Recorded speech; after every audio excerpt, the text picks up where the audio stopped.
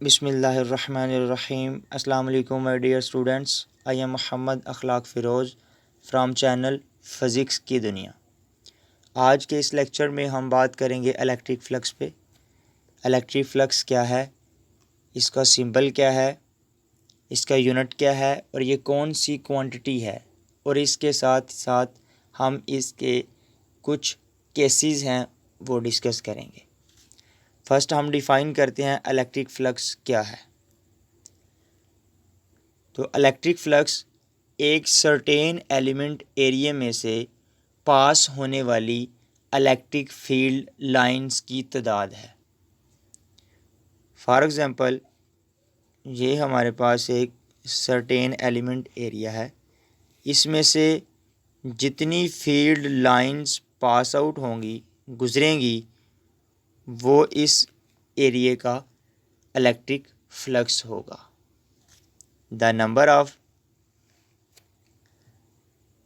the field lines passing through a certain element of area is known as electric flux of that area। कि जितनी एक area में से number of lines गुजरेंगी, पास करेंगी, वो उस एलिमेंट का इलेक्ट्रिक फ्लक्स होगा। और इलेक्ट्रिक फ्लक्स एक लैटिन वर्ड है जिसका मतलब है फ्लो। सिंबल इसको डिनोट करने के लिए हम एक ग्रीक लेटर इस्तेमाल करते हैं जिसको हम पढ़ते हैं फाई। इस तरह से आप इसको डिनोट करोगे, ये एक नोटेशन है फाई। तो फाई से हम इसको डिनोट करेंगे। फॉर एग्ज़ाम्पल, अगर आप एग्ज़ाम्पल पे गौर करें तो ये कोई एलिमेंट एरिया ए है और ये कोई एलिमेंट एरिया बी है। अगर आप डायग्राम पे देखें तो जो एलिमेंट ऑफ ए है, जो एरिया एलिमेंट ए है, उसमें से नंबर ऑफ़ लाइन जो पास कर रही हैं वो 1, 2, 3, 4 और 5, और बी में से सिर्फ 2 लाइन जो हैं वो पास कर रही हैं। तो जो एरिया जिसको हमने ए से डिनोट किया हुआ है, उसका जो इलेक्ट्रिक फ्लक्स होगा वो 5 होगा, जबकि जो बी वाला एरिया है, जो बी एलिमेंट है, उसमें से 2 लाइंस पास कर रही हैं, तो उसका जो फ्लक्स है वो 2 होगा। तो इससे ज़ाहिर हुआ कि जितनी नंबर ऑफ़ फील्ड लाइंस जितने एरिया में से पास करेंगी, वो उस एरिया का इलेक्ट्रिक फ्लक्स होगा। मैथमेटिकली डेफिनेशन, मैथमेटिकली हम किस तरह से इलेक्ट्रिक फ्लक्स को डिफ़ाइन करते हैं। तो electric flux is defined as the dot product of scalar field intensity E and vector area A. तो कहता है कि इलेक्ट्रिक फ्लक्स जो है वो मैथमेटिकली हम कुछ इस तरह से डिफ़ाइन करते हैं कि ये डॉट प्रोडक्ट है इलेक्ट्रिक फील्ड इंटेंसिटी का। इलेक्ट्रिक फील्ड इंटेंसिटी को हम ई से डिनोट करते हैं, ये हमने पीछे पढ़ा है। तो दरमियान में हम डॉट लगाएंगे और वेक्टर एरिया ए। तो ये जो इलेक्ट्रिक फ्लक्स है वो एक स्केलर क्वांटिटी है। क्यों स्केलर क्वांटिटी है? क्योंकि हमने ये पिछली क्लासेस में पढ़ा है कि जो डॉट प्रोडक्ट होता है, जब 2 वेक्टर्स का हम डॉट प्रोडक्ट लेते हैं तो हमें जो क्वांटिटी मिलती है वो स्केलर होती है। तो electric flux is a scalar quantity.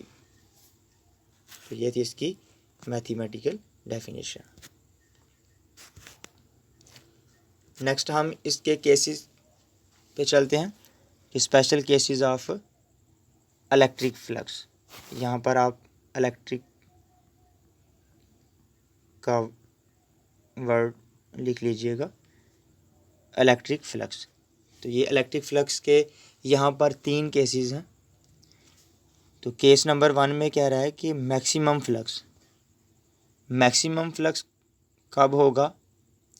कहता है कि जब हमारा जो एरिया है, प्लेन का एरिया, जो प्लेन हमने रखी हुई है, वो प्लेन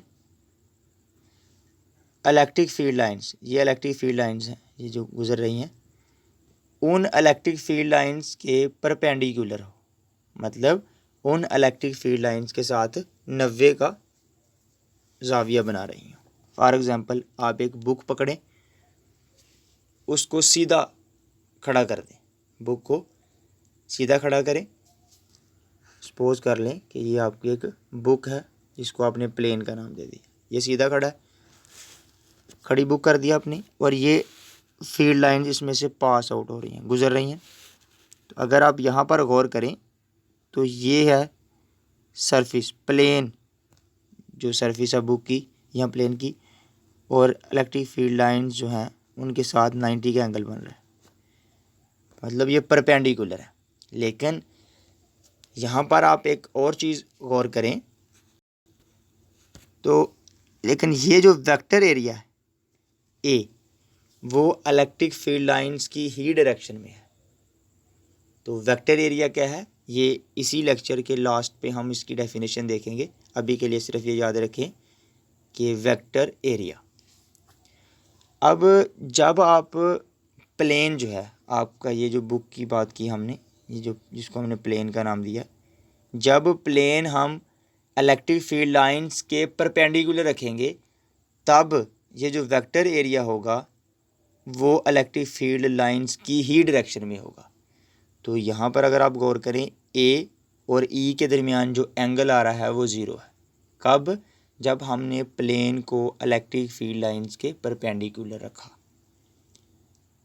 तो व्हेन एरिया इज हील्ड रखा हो perpendicular to the electric intensity, तब इलेक्ट्रिक फ्लक्स जो है वो मैक्सिमम होगा, और इस केस में जो एंगल होगा ई और ए के दरमियान वो ज़ीरो होगा, theta is equal to zero.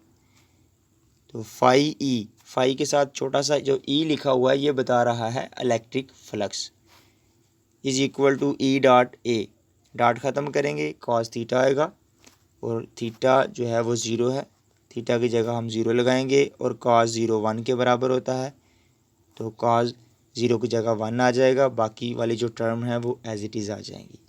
तो phi E is equal to E A which is the maximum value of electric flux. तो ये जो फ्लक्स आया है ये मैक्सिमम होगा कब?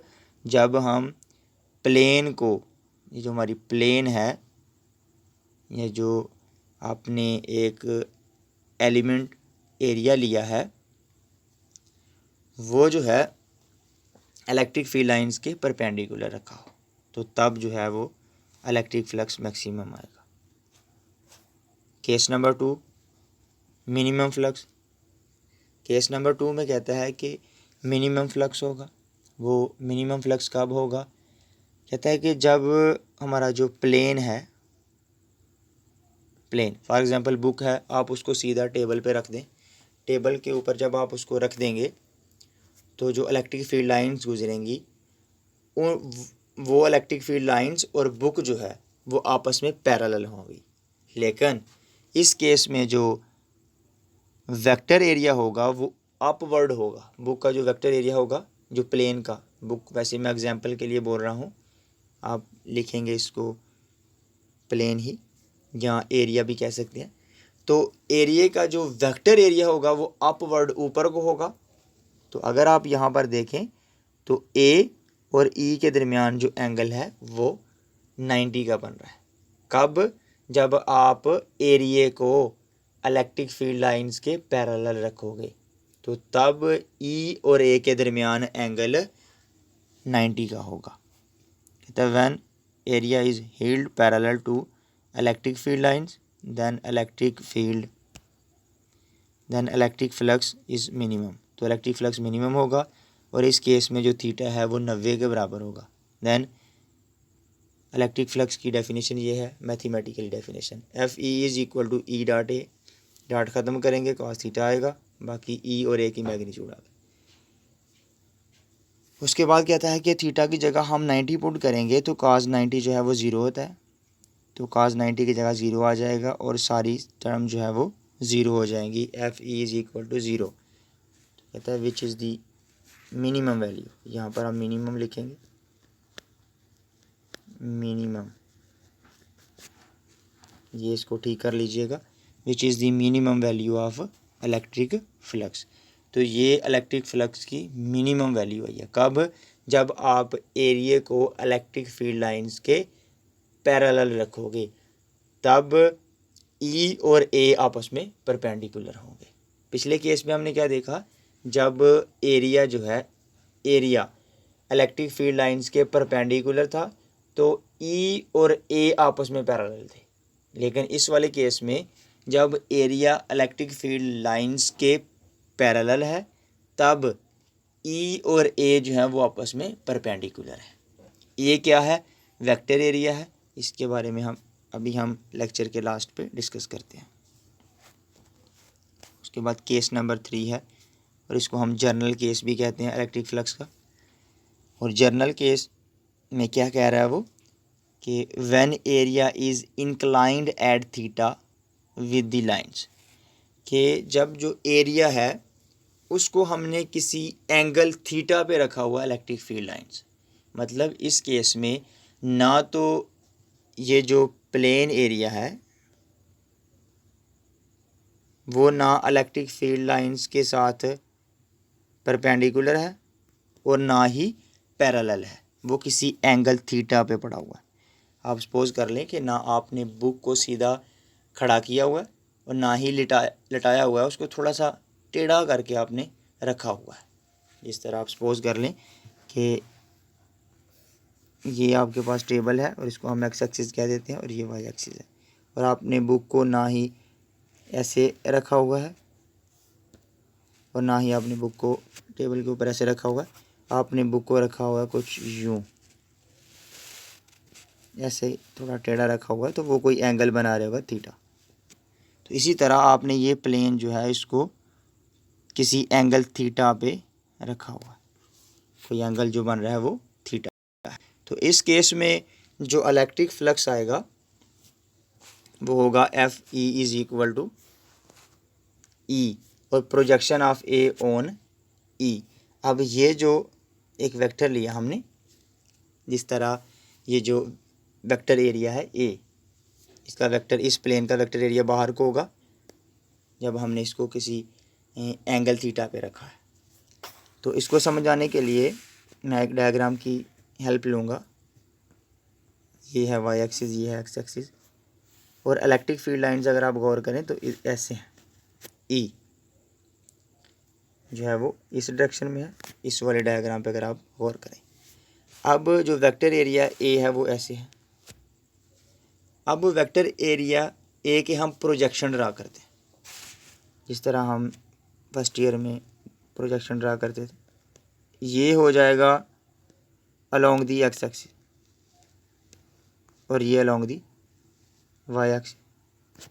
अगर आप देखें जो एक्स एक्सिस वाला है वो क्या होता था, ए कॉस थीटा, क्योंकि ये वाला जो वेक्टर है वो ए है, और जो वाई वाला होता था वो क्या होता था, ए साइन थीटा। तो अगर आप गौर करें जो पीछे हमने 2 केस पढ़े हैं उसमें अगर आप देखें तो सिर्फ उस वाले केस में हमें मैक्सिमम फ्लक्स मिला जिस केस में ई और जो ए हैं वो दोनों सेम डायरेक्शन में, ठीक है। तो ये वाला कंपोनेंट जो है वो कैंसिल हो जाएगा क्योंकि इसकी वजह से कोई भी फ्लक्स नहीं मिलेगा।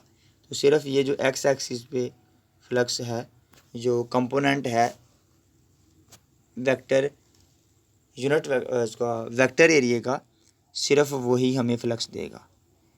तो ये जो प्रोजेक्शन है ए कॉस थीटा वही हमें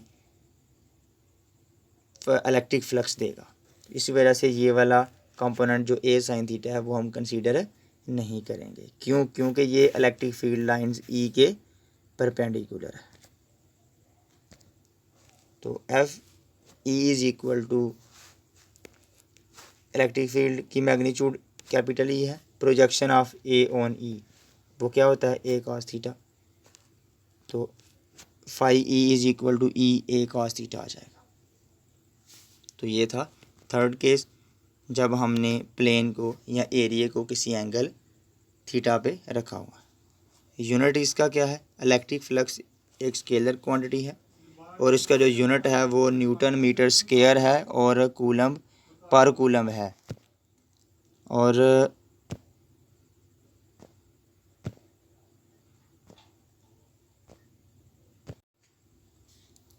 इसका यूनिट कुछ इस तरह से आएगा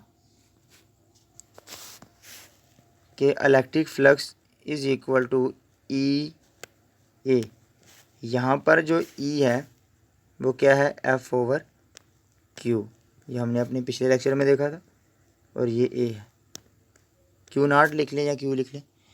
अब ये जो फोर्स है इसका यूनिट होता है न्यूटन, और ये जो ए है इसका यूनिट होता है मीटर स्क्वायर, एरिया है ना, तो एरिया का यूनिट मीटर स्क्वायर होता है। और नीचे क्यू है, इसका यूनिट होता है कूलम, तो ये पर कूलम आ जाएगा, इसीलिए C-1। तो ये किसका यूनिट है, इलेक्ट्रिक फ्लक्स का, न्यूटन मीटर स्क्वायर पर कूलम। इसके बाद वेक्टर एरिया है। वेक्टर एरिया क्या है, तो कहता है वेक्टर एरिया जो है वो एक ऐसी फिज़िकल क्वांटिटी है जिसकी मैग्नीट्यूड तो इसी एरिया के बराबर होगी। जो हम एरिया ले रहे हैं, जितनी एरिया की मैग्नीट्यूड होगी उतनी ही वेक्टर एरिया की मैग्नीट्यूड होगी, लेकिन इसकी जो डायरेक्शन है वो आउटवर्ड होगी, मतलब बाहर को होगी। अगर हमने प्लेन जो है, प्लेन एरिया जो है वो कुछ इस तरह से रखा है, तो उसकी जो वेक्टर एरिया है उसकी मैग्नीट्यूड इतनी ही होगी जितनी वेक्टर एरिया की है, लेकिन उसकी जो डायरेक्शन है वो आउटवर्ड होगी, बाहर को होगी। लेकिन अगर हमने कुछ इस तरह से रखा हुआ है तो ये देन बाहर को होगी, बाहर को। ये हम बाहर को नहीं ड्रा कर सकते, हमने इधर को ड्रा कर दिया, ये बाहर को है, तो ये है वेक्टर एरिया। तो वेक्टर एरिया जो है वो फिज़िकल क्वांटिटी है जिसकी जो मैग्नीट्यूड है वो बराबर होती है एरिया के, एरिया ऑफ द सरफेस के, और जो इसकी डायरेक्शन है वो along the direction of outward normal, मतलब बाहर को होती है, कि वो जो उसकी डायरेक्शन है वो उस पूरे सरफेस के साथ 90 का एंगल बना रही होती है, और इसको हम ए से डिनोट करते हैं। उम्मीद करता हूँ आप लोगों को समझ आई होगी। मिलते हैं नेक्स्ट लेक्चर में, तब तक के लिए अपना ख्याल रखिएगा। अल्लाह हाफिज़।